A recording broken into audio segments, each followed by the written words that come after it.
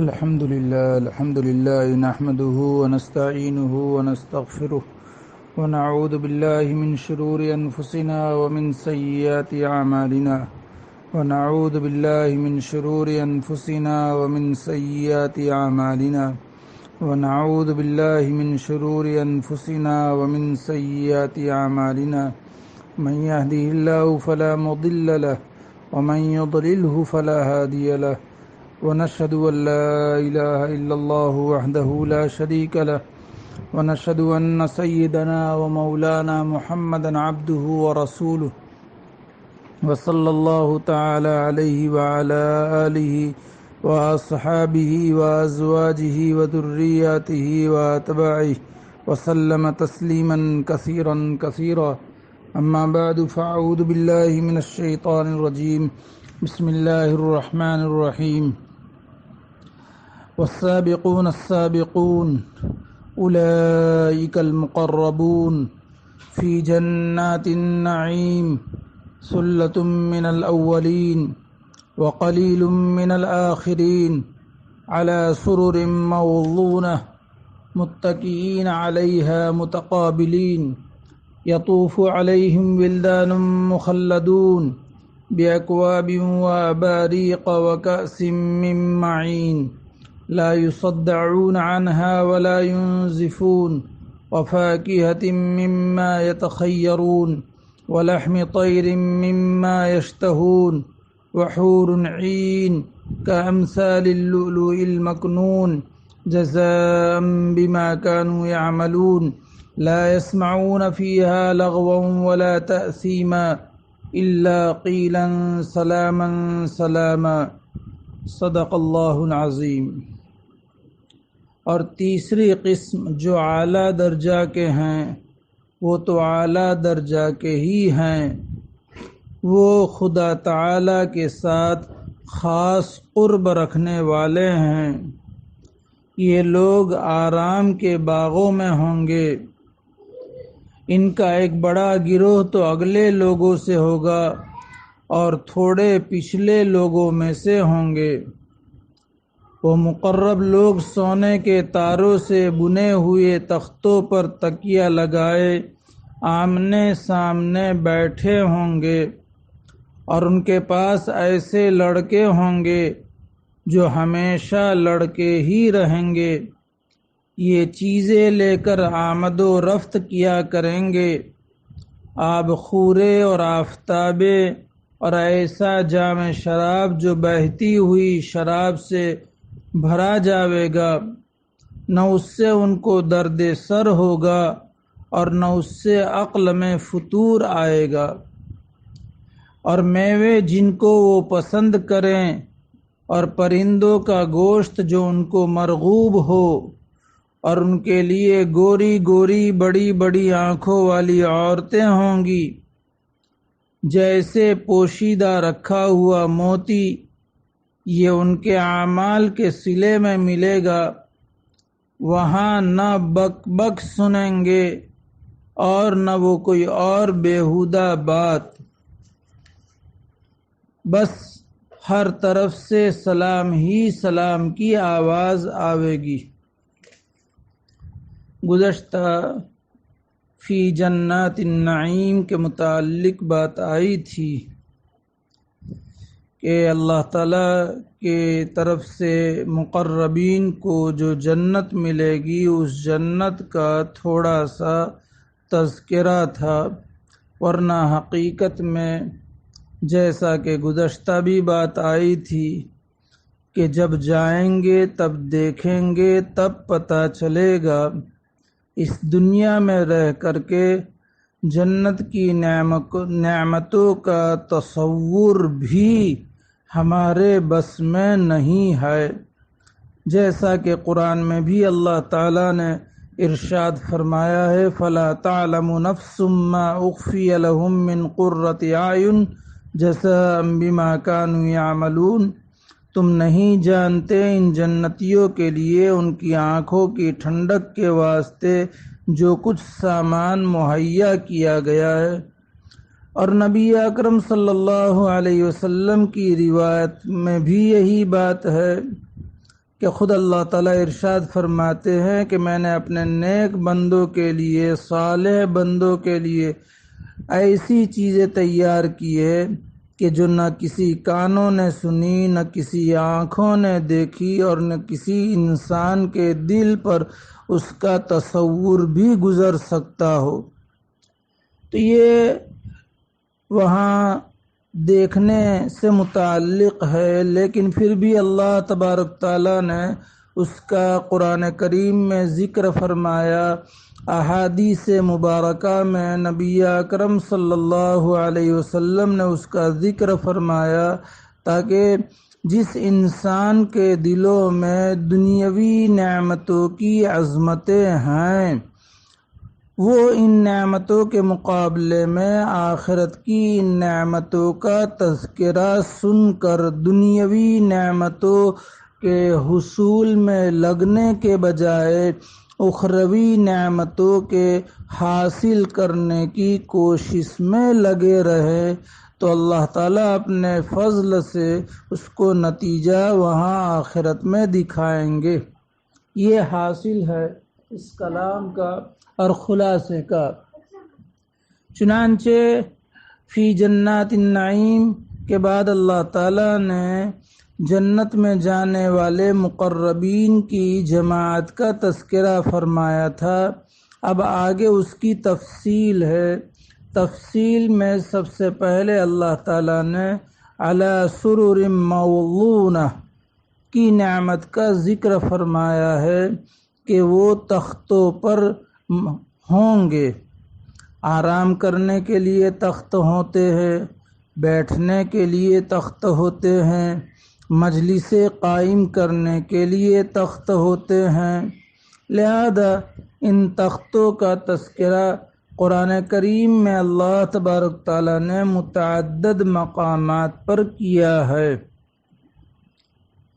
کہیں اس کے لیے اللہ تعالیٰ نے سرور کا لفظ استعمال فرمایا ہے،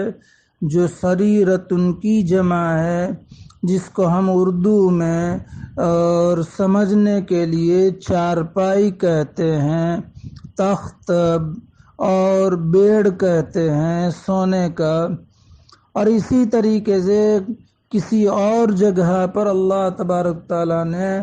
ارائک کا لفظ استعمال فرمایا ہے، جیسے یہاں اس آیت میں علی سرر موضونہ سرور کا لفظ ہے، اور قرآن کریم میں اس کے علاوہ بھی متعدد جگہوں پر اس کا لفظ ہے۔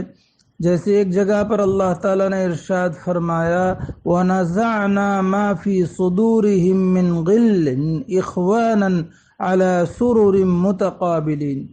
کہ ہم جو کچھ ان کے دلوں میں دنیاوی زندگیوں میں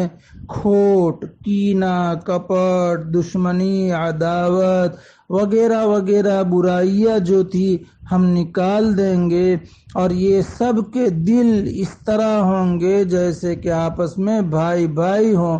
اور یہ چارپائیوں پر، تختوں پر آمنے سامنے ایک دوسرے کی طرف رخ کر کے بیٹھے ہوئے ہوں گے۔ اسی طرح قرآن کریم میں اللہ تبارک تعالیٰ نے ایک اور جگہ پر فی جنات النعیم علی سرر متقابلین، نعمت کے باغوں میں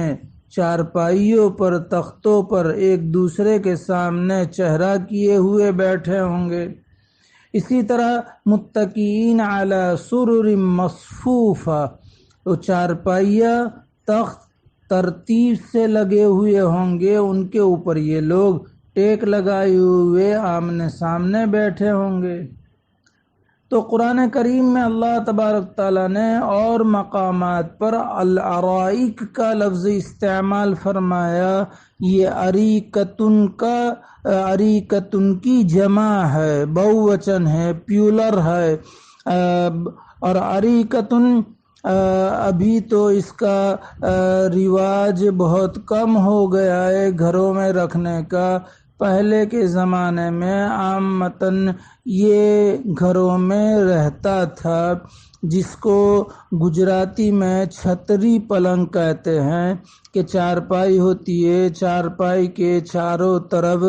پردہ ڈالنے کا انتظام بھی ہوتا ہے، اور اس پردے کے ڈالنے کے بعد اس چارپائی کو سجایا جاتا ہے، اور عموماً اس کا استعمال شادیوں کے مواقع پر ہوتا ہے، اور پھر اس کو سجا کر کے اس میں دلہن کو بٹھایا جاتا ہے۔ تو یہ ہے، تو باری تبارک تعالیٰ نے اس کا بھی تذکرہ فرمایا ہے، ہم وازواجہم فی ظلال علی الارائک متکئون، کہ یہ جنتی لوگ اور ان کی بیویاں سایوں میں ہوں گے، جو مسیریوں پر اور تختوں پر ٹیک لگائے ہوئے بیٹھے ہوں گے۔ اور بھی جگہ اللہ تعالیٰ نے اس کا استعمال فرمایا ہے، اور پھر ان بستروں کا بھی باری تبارک تعالیٰ نے تذکرہ فرمایا ہے، متکئین علی فرش بطائنها من استبرق، کہ ان بستر کے حالات کیسے ہوں گے، ان کے اوپر نقش و نگار وغیرہ کا تذکرہ باری تعالیٰ نے ذکر فرمایا ہے۔ اسی طرح متکئین علی رفرف خضر وعبقری حسان، کہ سبز قالینوں کے اوپر یہ ٹیک لگائے ہوئے بیٹھے ہوں گے، جو عمدہ ہوں گے، نقش و نگار والے ہوں گے، جس کی مثال نہیں ہوگی۔ تو اللہ تبارک تعالیٰ نے ان چیزوں کو قرآن کریم میں سمجھانے کے لیے ذکر فرمایا ہے، لہذا سب سے پہلے ہم ان چارپائیوں کو دیکھیں گے کہ وہ چارپائیاں کس طریقے سے بنی ہوئی ہوگی۔ جو لوگ غریب ہوتے ہیں ان کے یہاں چارپائیاں یا تو سوت کی رسی کی بنی ہوئی ہوتی ہے، یا اون کی رسی کی بنی ہوئی ہوتی ہے۔ کچھ لوگ وہ ہوتے ہیں کہ جن کے یہاں نائلون کی پٹی کی چارپائیاں بنی ہوئی ہوتی ہیں، اور یہ عموماً دیہاتوں میں زیادہ ہوتا ہے۔ اور پھر کچھ لوگ اس کا مزید اہتمام کرنے کے لیے اس کے اندر ہی کچھ موتی وغیرہ بھی زیب و زینت کے لیے جڑتے ہیں۔ یہ دیہاتیوں کے سونے کے اور بیٹھنے کے تختوں کا اور چارپائیوں کا تذکرہ ہے۔ شہروں میں عموماً جو بیڈ ہوتے ہیں وہ لکڑے کے ہوتے ہیں، یا اور چیزوں کے ہوتے ہیں، صوفہ سیٹ وغیرہ ہوتے ہیں، لیکن ان سب سے ہٹ کر کے اللہ تبارک تعالیٰ نے یہاں پر بیان فرمایا ہے علی سرر موضونہ، کہ یہ ایسے تختوں پر ان کی مجلسیں قائم ہوں گی، بیٹھیں گے، آرام کریں گے، کہ جس کو بنا گیا ہوگا۔ کس چیز سے بنا گیا ہوگا؟ حضرت عبداللہ ابن مسعود رضی اللہ تعالیٰ عنہ کے حوالے سے ابن جریر طبری نے، ابن ابی حاتم نے، امام بیہقی علیہ الرحمہ نے نقل کیا کہ سونے کے تاروں سے ان چارپائیوں کو اور تختوں کو بنا گیا ہوگا۔ وہ پاٹی سوت کی یا اون کی یا نائلون کی نہیں ہوگی، وہ سونے کے تاروں سے، اور پھر اس کے درمیان زبرجد، یاقوت اور قیمتی موتی بھی جڑے ہوئے ہوں گے، جس سے اس کے حسن کے اندر اور اضافہ ہو جائے گا۔ نقش و نگار اور زیب و زینت کے اندر اس کے قیمتی ہونے کو سونے کے تاروں سے بنے ہوئے ہونے سے تعبیر فرمایا، اور اس کے نقش و نگار کو بیان فرمایا کہ یہ جڑے ہوئے ہوں گے زبرجد سے، یاقوت حمرا، سرخ یاقوت کے پتھروں سے، زبرجد سے، سبز موتیوں سے، اسی طریقے سے قیمتی موتیوں سے، جس کے نور کا اندازہ ہم نہیں لگا سکتے ہیں یہ نقش و نگار کے اعتبار سے، اور اس کے اوپر یہ لوگ آرام کرتے ہوں گے۔ اس کے بارے میں، یہ تو چارپائیوں کے بارے میں باری تبارک تعالیٰ نے ذکر فرمایا، اور اس کی تفسیر میں یہ ہیں، اور اس کے لمبائی اونچائی کے بارے میں حضرت عبداللہ ابن عباس رضی اللہ تعالیٰ عنہ سے مذکور ہے کہ چارپائیوں جو ہوں گی، تخت ہوں گے، ایک تخت ایسا ہوگا کہ جس کا فاصلہ لمبائی کے اعتبار سے مکہ معظمہ اور ایلا کے درمیان، یہ ایلا یمن کا ایک شہر ہے، وہاں اتنا طویل فاصلہ ہوگا، یہ ہے۔ اور یہ ممکن ہے، اللہ تعالیٰ کی قدرت سے کوئی بعید نہیں ہے۔ جیسا کہ گزشتہ آیا تھا کہ جب جنتی کے ایک خیمہ کا جو کھوکھلے موتی کا ہوگا اس کی لمبائی 60 میلن کہ 90 کلومیٹر کے برابر ہوگی جو ہوگا، تو جب ایک خیمہ ایک کھوکھلے موتی کا اتنا بڑا ہو سکتا ہے تو جو جنت اتنی بڑی ہوگی، اس جنت کے اندر چارپائی اتنی لمبی ہو، اس کے اندر کوئی مستبعد نہیں ہے۔ اور ظاہر بات ہے کہ اس کی اونچائی کے متعلق امام کلبی رحمۃ اللہ علیہ کے حوالے سے نقل کیا ہے، اور یہ قدر فرق کے ساتھ امام قرطبی علیہ الرحمہ نے بھی امام کلبی رحمۃ اللہ علیہ کا قول نقل کیا ہے کہ تخت کی اونچائی اوپر کی طرف 100 سال کے سفر کے برابر ہوگی۔ جیسے ڈلوپ ہوتا ہے نا، اس کی تھکنیس جسے ہم کہتے ہیں کہ بعض جگہوں پر ایسا کہ آدمی بیٹھے تو پورا اندر سما جائے، ایسا ہوتا ہے، تو اسی طریقے سے یہ تخت کی اونچائی اوپر کی طرف سے 100 سال کے سفر کے برابر ہوگی۔ جب آدمی اس پر بیٹھنے کا ارادہ کرے گا تو فوراً اس کے لیے جھک جائے گا حتیٰ کہ وہ اس پر بیٹھ جائے گا، پھر جب وہ اس پر بیٹھ جائے گا تو پھر وہ اپنی جگہ تک بلند ہو جائے گا۔ یہ ہے اس کی اونچائی کے بارے میں۔ وہی حضرت عبداللہ ابن عباس رضی اللہ تعالی عنہما سے ایک اور بات بھی منقول ہے۔ خود حضرت عبداللہ ابن عباس رضی اللہ تعالی عنہ فرماتے ہیں کہ اللہ کا دوست جنت میں تخت پر تشریف فرما ہوگا جس کی بلندی 500 سال کے ہوگی۔ اسی کے متعلق اللہ تعالیٰ کا ارشاد ہے وَفُرُشٍ مَّرْفُوعَةٍ، آگے اسی صورت میں انشاءاللہ اصحاب الیمین کی جہاں نعمتوں کا تذکرہ ہوگا وہاں آئے گا، وہاں خود ترمذی کے حوالے سے روایت آئے گی۔ حضرت عبداللہ ابن عباس رضی اللہ تعالیٰ عنہ فرماتے ہیں کہ یہ تخت سرخ یاقوت کا ہوگا جس کے سبز زمرد کے 2 پر ہوں گے، پھر اس تخت پر 70 بچھونے ہوں گے جس کا استر نور کا ہوگا، اور اوپر کا حصہ باریک ریشم کا ہوگا اور اندر کا موٹے ریشم کا ہوگا۔ جیسا کہ قرآن کریم میں سورہ رحمان میں بھی اللہ تبارک تعالیٰ نے نقل کیا ہے متکئین علی فرش بطائنها من استبرق، کہ لوگ ایسے تختوں کے اوپر اور ایسے بچھونوں کے اوپر ٹیک لگائے ہوئے ہوں گے کہ جس کا استر موٹے ریشم کا ہوگا، موٹے ریشم کا ہوگا۔ دنیا میں بستر ہم بچھاتے ہیں، ان پر ایک استر اوپر کا ہوتا ہے، ایک استر نیچے کا ہوتا ہے، اور عموماً اوپر والا وہ ہوتا ہے جو نقش و نگار والا اور خوبصورت اور مزین ہوتا ہے، اور قیمتاً اوپر والا نسبتاً نیچے والے سے زیادہ مہنگا ہوتا ہے، اور نیچے والا اندر والا یہ قیمتاً کم بھی ہوتا ہے۔ عامتاً گدے وغیرہ بناتے، اس کے اندر جو کپڑا استعمال کیا جاتا ہے وہ بہت معمولی کپڑا ہوتا ہے، اور اس کے اوپر جو فرش بچھایا جاتا ہے، غالیچہ ہو، قالین ہو، چادر ہو، وہ اس کے مقابلے میں زیادہ قیمتی ہوتی ہے۔ تو لہذا چنانچہ حضرت عبداللہ ابن مسعود رضی اللہ تعالیٰ عنہ نے فرمایا کہ تمہیں جنت کے بستروں کے نیچے والے استروں کے بارے میں بتایا کہ وہ دبیز یعنی موٹے ریشم کے ہوں گے، اس سے سمجھ لو کہ اوپر والے استر کیسے ہوں گے، کیسے خوشنما ہوں گے، آرام دہ ہوں گے۔ سعید ابن جبیر رحمۃ اللہ علیہ جو کبار تابعین میں سے ہیں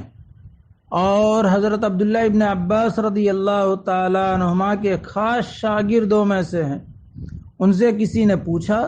اندرونی بستر کے استبرق، اندرونی بستر استبرق کے ہوں گے اور اوپر والے بستروں کا کیا حال ہوگا؟ تو سعید ابن جبیر رحمۃ اللہ علیہ نے فرمایا اللہ تعالیٰ کا ارشاد فَلَا تَعْلَمُ نَفْسٌ مَّا أُخْفِيَ لَهُم مِّن قُرَّةِ أَعْيُنٍ، کہ ان کے لیے اللہ تبارک تعالیٰ نے آنکھوں کی ٹھنڈک کے سامان کیا کیا چھپائے رکھے ہیں وہ کوئی نفس نہیں جان سکتا ہے۔ یہ پڑھ کر کے جواب دیا، اور اس آیت پڑھنے کا ان کا مطلب یہ تھا کہ اس کے بارے میں دیکھے بغیر کچھ نہیں کہا جا سکتا، جنت میں دیکھ کر ہی پتہ چلے گا کہ وہ کیسے ہوں گے۔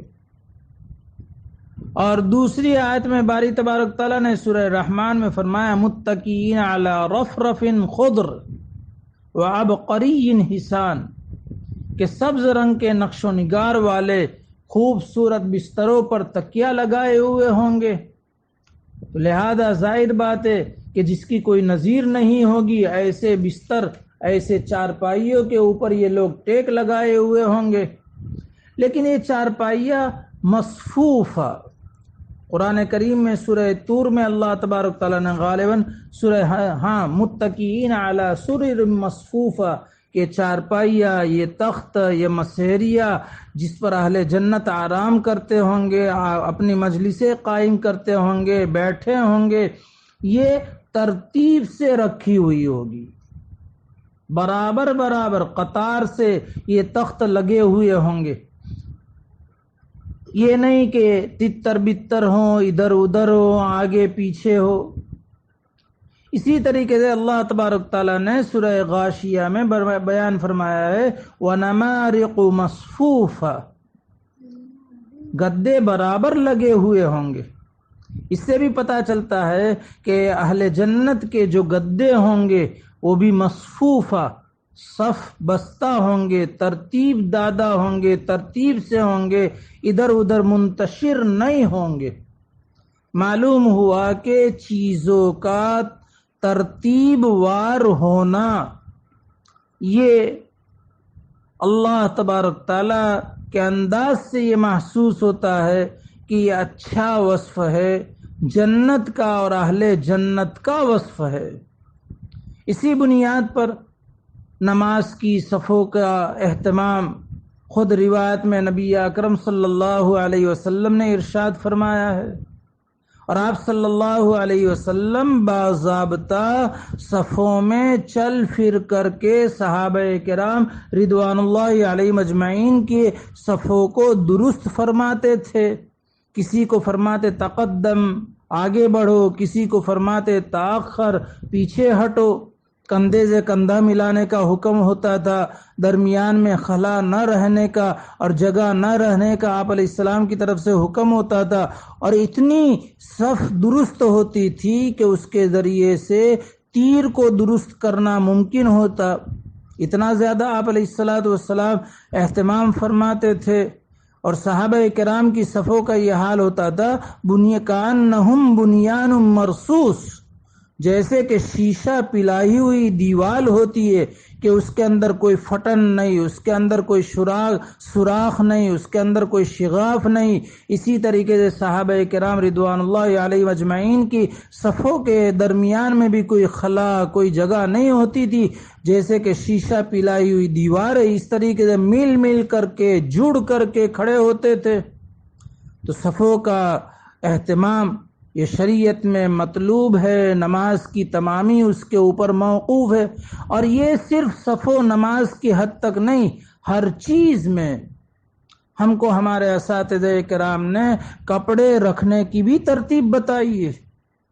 کہ جو سب سے اوپر پہنا جائے اس کو ٹوپی، سر کا تاج ہے، اس کو اوپر رکھا جائے، پھر اس کے اوپر، پھر اس کے نیچے کرتا ہے، پھر اس کے نیچے پائجامہ ہے، پھر اس کے نیچے اندر پہننے والے چھوٹے کپڑے ہیں۔ یہ ہم کو ہمارے اساتذہ نے سکھایا ہے، اللہ ان کو جزائے خیر دے۔ چپلوں کے رکھنے کی ترتیب بالترتیب رکھے جائیں، مساجد میں ترتیب کا اہتمام ہو، جہاں جہاں بھی، ہر چیز میں، اپنے گھروں میں بھی اور جہاں بھی جائے یہ ترتیب، ایک اس سے حسن پیدا ہوتا ہے، اور اس سے انسان کا خلیق ہونا، با اخلاق ہونا اور اس کی تہذیب کا اندازہ لگتا ہے۔ عامتاً ہمارے معاشرے میں اس چیز میں کمی ہے۔ اپنے گھروں میں تو لوگ ہر چیز کو ترتیب سے رکھنے کا اہتمام کرتے ہیں، مسجدوں میں اور وقف کی جگہوں میں، مدارس میں اس کا اہتمام نہیں ہوتا ہے، ہونا چاہیے۔ تو خیر، یہ علی سرر موضونہ کے مسیریوں کے اوپر جو مسیریہ جو تخت سونے کے تاروں سے بنی ہوئی ہوگی اور جس میں یاقوت، زبرجد اور دیگر قیمتی موتی جڑے ہوئے ہوں گے، ایسی مسیریوں کے اوپر یہ اپنی مجلسیں قائم کرتے ہوں گے، آرام کرتے ہوں گے۔ اور پھر آگے باری تعالیٰ نے فرمایا علی سرر موضونہ، متکی علی سرر موضونہ، کہ آمنے سامنے رک کر کے بیٹھے ہوئے ہوں گے۔ اس کے متعلق انشاءاللہ آئندہ چلیں گے۔ اللہ تعالیٰ اپنے فضل سے ہم سب کو اور ہم سب کی قیامت تک کی نسلوں کو مقربین میں شامل فرما کر کے، جو اللہ تعالیٰ نے مقربین کے لیے نعمتیں تیار فرمائی ہے اس کا مستحق بنائے، جنت میں بلا حساب کتاب داخلہ آسان فرمائے۔ اللہ تعالیٰ اس کہنے سننے کو قبول فرمائے۔ اللہ تعالیٰ کہنے والے کے لیے، سننے والوں کے لیے، اقوام عالم کے لیے اسے ہدایت کا، نجات کا، امن کا ذریعہ بنائے، فتنوں سے حفاظت فرمائے۔ اللہ تعالیٰ امت محمدیہ کی اپنے فضل سے مغفرت فرمائے۔ اللہ تعالیٰ امت محمدیہ کی سیئات سے اور لغزشوں سے درگزر فرمائے۔ اللہ تعالیٰ امت پر ستاری کا معاملہ فرمائے۔ اللہ تبارک تعالیٰ امت کو نیک ہدایت نصیب فرمائے۔ اللہ تعالیٰ امت کی اصلاح فرمائے۔ اللہ تعالیٰ امت کی حفاظت فرمائے۔ اللہ تعالیٰ امت پر رحم فرمائے۔ اللہ تعالیٰ امت کے حق میں تدبیر فرمائے۔ دشمنوں کی تدبیروں کو اللہ تبارک تعالیٰ ناکام فرما دے، دشمنوں کو مغلوب فرما دے۔ اللہ تبارک تعالیٰ امت محمدیہ کی مدد فرمائے اور غیب سے انتظام فرمائے۔ اللہ تعالیٰ اپنے فضل سے ہم سب کو اور ہم سب کی مانگی ہوئی دعاؤں کو اور نیک تمناؤں کو پورا فرمائے۔ آمین یا رب العالمین، بحرمت سید المرسلین صلی اللہ علیہ وسلم۔ وآخر دعوانا ان الحمد للہ رب العالمین۔ سبحان ربک رب العزت عما یصفون وسلام علی المرسلین والحمد للہ رب العالمین، برحمتک یا ارحم الراحمین۔